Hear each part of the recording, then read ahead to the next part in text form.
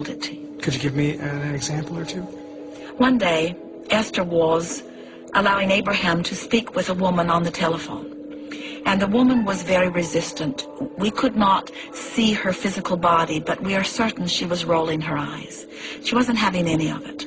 She was in a very uncomfortable place on many subjects, and she could not hear what we were saying.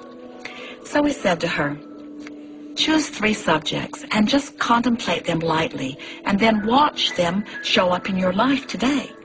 Well, she couldn't choose anything. She couldn't find anything. So we suggested, think about butterflies.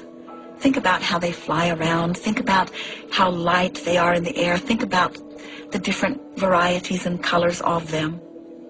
And then we said, think about a subject like blue glass. Think about the varieties of blues and the clarities of glass. And think about the number of different things that could be made from the blue glass. She still wasn't having any of it. We said, think about a feather. Think about many feathers. Think about feathers on birds or feathers in hats. The consultation ended, and the woman went on her way. And Jerry and Esther were in La Jolla, California, and they went downtown for lunch. They parked the car, and when they got out of the car, Esther said, oh, this is a new shop. I have not been inside this shop. I must see what is in here.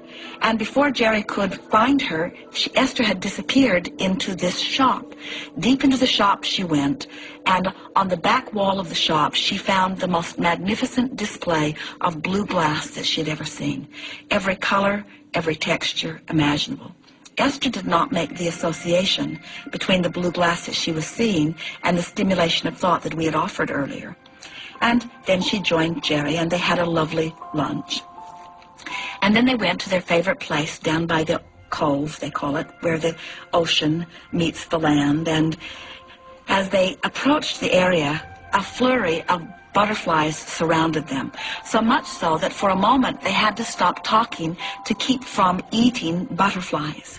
And still, Esther is not making the association between what is happening and the conversation that we've all had earlier. And then a little boy, an Oriental boy, maybe 4 years old, is running toward Esther. Esther can see him. He is definitely coming to her as if he knows her. And as he gets close to her, he stops about 3 feet from her and holds a pigeon's feather for Esther. And at that moment, Esther remembered the conversation. Within 1 hour of activating within her vibration these 3 subjects, all of them had appeared in her experience. The universe is actively responding to your vibration in every moment. And when you deliberately or indeliberately activate something in your vibration, the universe will bring it to you. Knowing it, the fun of deliberately activating a vibration and then watching the universal response is the best that life can yield to you.